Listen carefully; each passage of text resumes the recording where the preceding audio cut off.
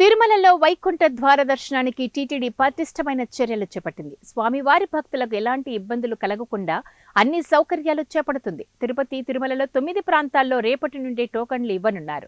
మరింత సమాచారం మా ప్రతినిధి శ్యామ్ అందిస్తారు. ఏకాదశి సందర్భంగా తిరుమల తిరుపతి దేవస్థానం భక్తులు శ్రీవారి భక్తుల కోసం వైకుంఠ ద్వార దర్శనం తిరుమలలో ఏర్పాటు చేస్తుంది.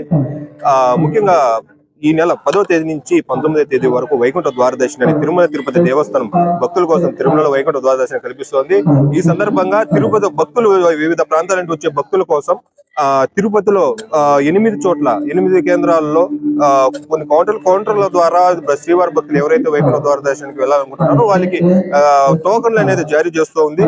అదే విధంగా తిరుమలలో అక్కడ ఉన్నటువంటి స్థానికుల కోసం కూడా తిరుమలలో కూడా ఒక చోట టోకన్లు అనేది జారీ చేస్తుంది. దీనికి సంబంధించినటువంటి పూర్తి ఏర్పాట్లను కూడా ఇప్పుడు టీటీడీ మొత్తం చేసిందని చెప్పుకోవచ్చు. భక్తులు ఎటువంటి ఇబ్బందులు పడకుండా దూర ప్రాంతాల నుంచి వచ్చే భక్తులు కావచ్చు, లేదా లోకల్ గా యాక్చువల్ గా ఏమనంటే మామూలుగా వైకుంఠ ద్వార దర్శనానికి బయట నుంచి వచ్చే భక్తులే కాకుండా స్థానికంగా ఉన్నటువంటి ఉమ్మడి చిత్తూరు జిల్లా ప్రజలు కూడా, అలాగే తిరుమల ఇది తమిళనాడు సంబంధించిన భక్తులు కూడా అధిక సంఖ్యలో ప్రతి సంవత్సరం కూడా వస్తూ ఉంటారు.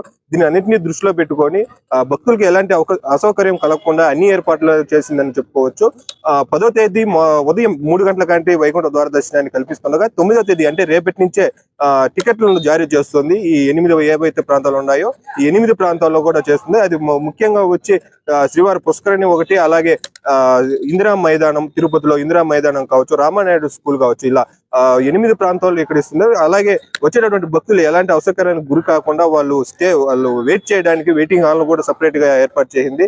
అదే విధంగా ఏదైనా బీపీ, షుగర్ ఇలాంటి వాళ్ళు ఎవరు కూడా క్యూ లైన్ లో ఇబ్బంది పడకుండా వాళ్ళ కోసం అప్పటికప్పుడు ట్రీట్మెంట్ ఇవ్వడానికి కూడా ఇక్కడ వైద్య అధికారులు కూడా ప్రతి చోట కూడా అందుబాటులోకి తెచ్చిందని చెప్పుకోవచ్చు. ముఖ్యంగా ఎక్కువ వెహికల్స్ ఇప్పుడున్న పార్కింగ్ ప్లేస్లే కాకుండా అదనంగా కూడా పోలీసు యంత్రాంగం కూడా ఇంకో మరికొన్ని పార్కింగ్ ఏరియాలను కూడా తాత్కాలికంగా ఏర్పాటు చేసినటువంటి పరిస్థితి. భక్తులు కూడా ఈ ముఖ్యంగా టీటీడీ చైర్మన్ చెప్పారు 2 రోజుల క్రితమే, ఈ 10వ తేదీ, 11వ తేదీ, 12వ తేదీ ఈ 3 తేదీల్లోనే ఎక్కువ జనాలు భక్తులు వచ్చేటటువంటి అవకాశం ఉన్నది. అది దాన్ని మానుకొని ఈ 3 రోజుల మీద దృష్టి పెట్టకుండా మిగతా రోజుల మీద కూడా దృష్టి పెట్టాలని, ఎవరైతే భక్తులు ఉన్నారో ఆ భక్తులందరూ కూడా సంయమనం పాటించాలంటూ కూడా టీటీడీ చైర్మన్ చెప్పడం ఇదివరకే చెప్పారు.